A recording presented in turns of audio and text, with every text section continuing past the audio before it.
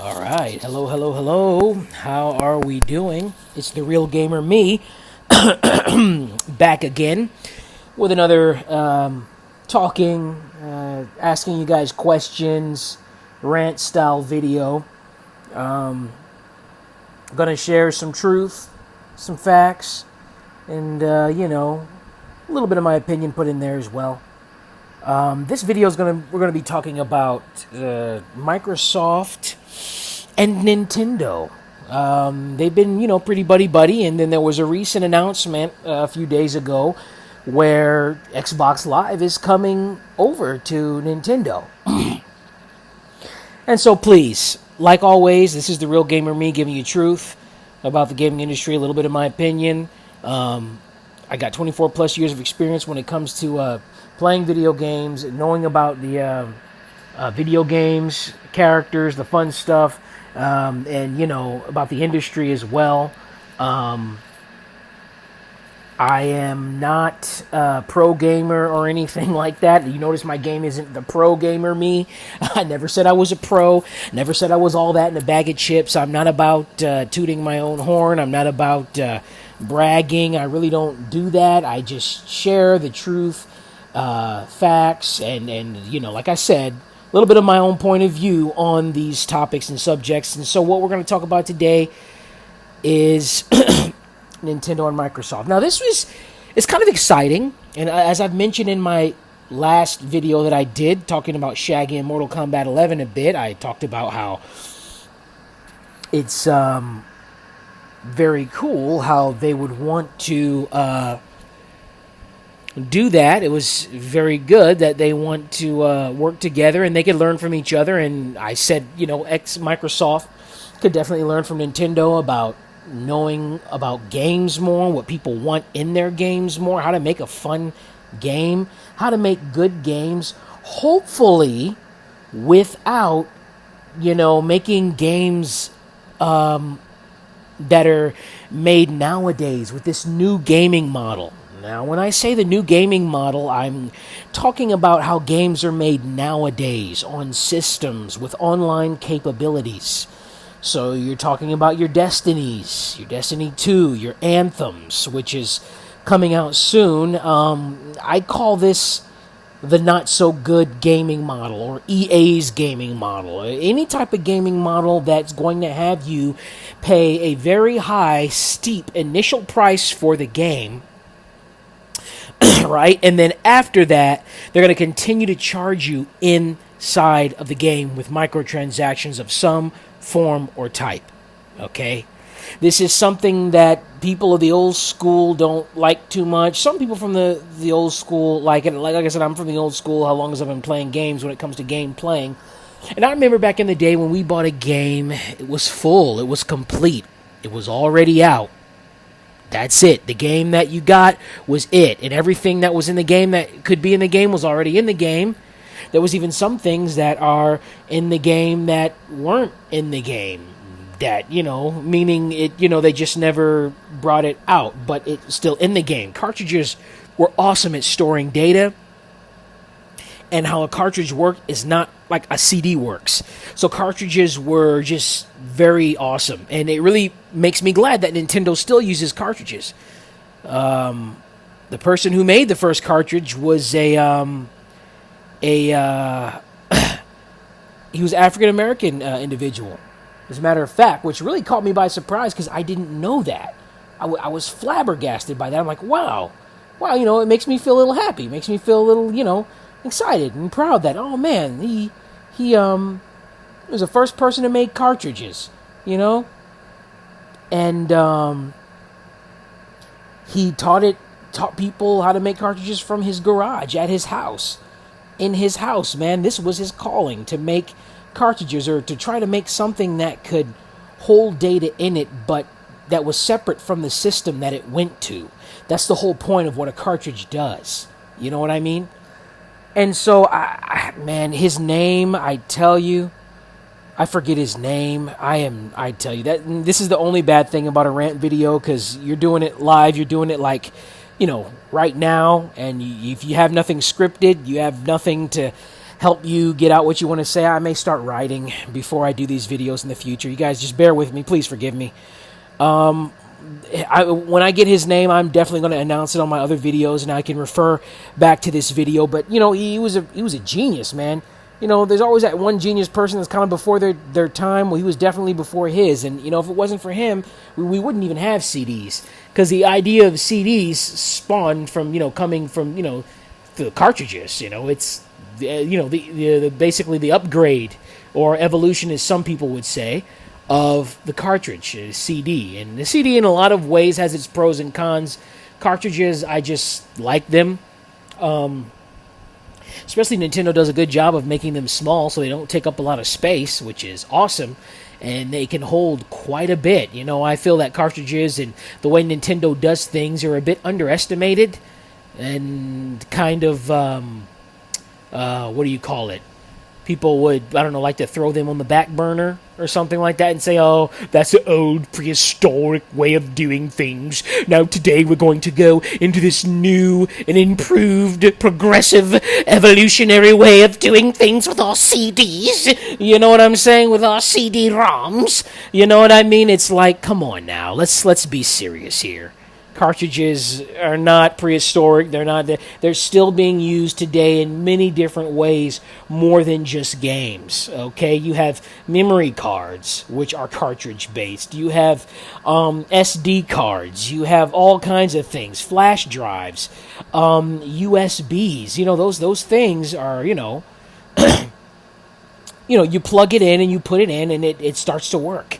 So it's all kind of based off of the cartridge model, which is great. But anyways, before I get too ahead, because that's the downside of a rant video, you can kind of get besides the point here. I'm not going to try to go as long as my last video, so I'm going to get straight to the point. Microsoft and Nintendo. So I mentioned how Microsoft can learn from Nintendo about customer service and knowing what people want in games, knowing how to make a fun game, because Nintendo knows how to do that. Yes, they may be similar to Disney in having cute characters, and you may say, oh, look at that cute character. I don't want to get that. This game is for kids. Okay, now when people say the game is for kids, this is one thing you have to understand and realize. Yes, it's for kids, but it's from kids to adults. You guys remember the old ESRB rating that says from kids to adults?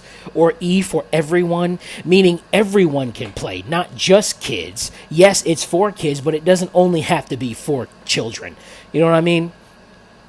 And so you got to understand that making a game for everyone is more lucrative from a business standpoint than making a game that only appeals to a certain niche of audiences. But if you know that niche of audiences is reliable, then you can go ahead and you can continue to make game for that niche over and over again if that's what you wanted to do. And there's some people that do that. You know what I'm saying? They make their M-rated games or whatever.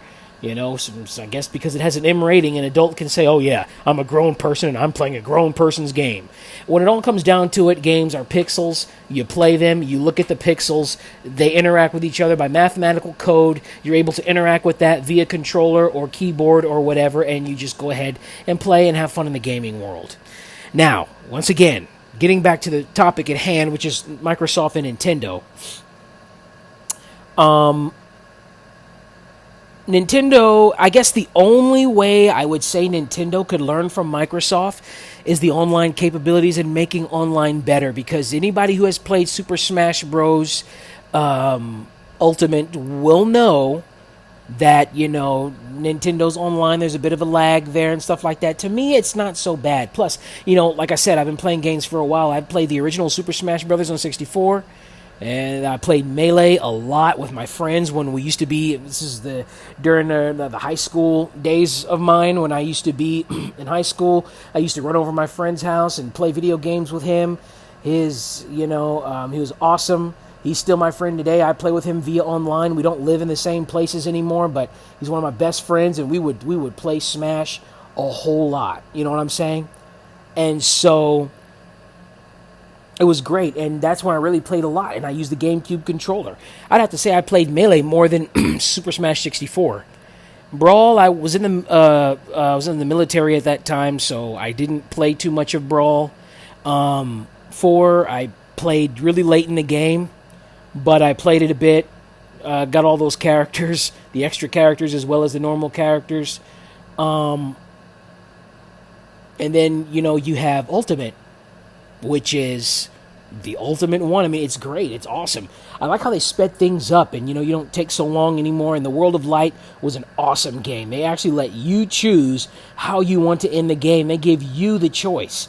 You can either go with the dark dude or you can go with a light person, and, eventually there's a little, the real ending where you have to fight them. They're both looking at you with a jaundiced eye, and they want to jack you up, and you fight both of them. And then spoiler alert, spoiler alert, spoiler alert. If you haven't beat the World of Light, this is a spoiler alert. Fast forward it, please. You have been warned. Spoiler alert.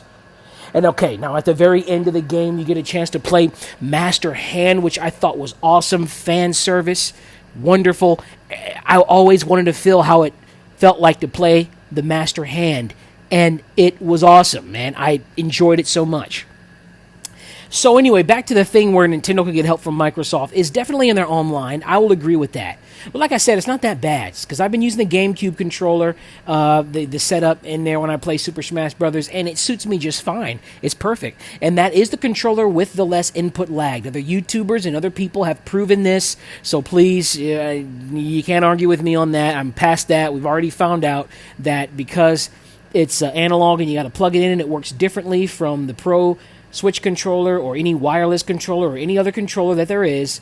It's just better and there's less lag because it's a direct plug-in input into the system, and many other things that they've said that I don't remember all of it. So if you guys want to add to what I said here, you can please put those comments below. I really appreciate me. I would appreciate it, and a bunch of other gamers would probably appreciate that as well. So I guess it is a good mutual relationship. Nintendo can have better online because Xbox will be helping them with that. And Xbox could get their stuff on a Nintendo Switch, which is really crazy. And it's beyond me because I'm like, dang. So now Microsoft is going to have their stuff on their system. They're going to have stuff on the computer, which is why, because it's on PC and it's on Xbox, Microsoft is not really ever exclusive at all because of that. And now they're going to have their stuff on the Switch. The question is it just going to be Xbox Live only, or is it going to be Xbox games as well that you can digitally purchase and download? So there's some questions here, and that's what we're talking about today. We want to see what you guys have. Man, I wish it was like a radio show. I could have like people on here and I could like talk with them, and they could say, call this number if you want to talk to John Mark about, whatever. I think that would be so cool. But anyway, I don't have that. So, So that's basically it, and what this video is about. Just asking the questions and possibilities of what could possibly happen. You know what I mean? And how the systems will benefit, how the two companies will benefit from this. Nintendo is awesome. It's the king of consoles to me. You guys know that. I've owned them all at one point, so I can say this. And it was the first console I played. Like I said, I've played other consoles, and I enjoy the other consoles. They are fun in their own way, and they have cool things. And my own little opinion about the different consoles, since we're getting on with that. Nintendo is great. They make fun games everyone can enjoy, easy to pick up, hard to master, and yes, I cannot say that I've beaten many Nintendo games, but I love Nintendo games, even though I have not beaten them all. Some of them are just really challenging, especially the ones back on the NES or in the SNES. 64 had its own style of games that I liked. Some hidden gems were on 64 that you wouldn't find anywhere else, man. Of course, I played Sony since PS1. PS1 was cool. I played the Sony mainly for its RPGs because I realized the N64 didn't have a whole lot of RPGs in their RPG department. So that's why I eventually got a PS1, and then I got a PS2, and then, that was...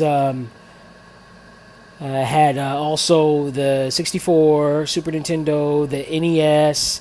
I eventually had a Game Boy Color. That's when I first played Pokemon Red and Blue on it, which was awesome. Back in the day, that was awesome. This is just a brief, vague history of my games and what I've played back in the day. Eventually, when I got a job, I worked at a supermarket back in California, Stater Bros Supermarket. It was so cool. And... it was one of my first jobs. It wasn't my first job, but one of my second job technically. And I started making money on the side. And it was wonderful. And I was still living with my parents. So, a lot of the money went to me. And then I helped my parents out. I gave a little 10% to them.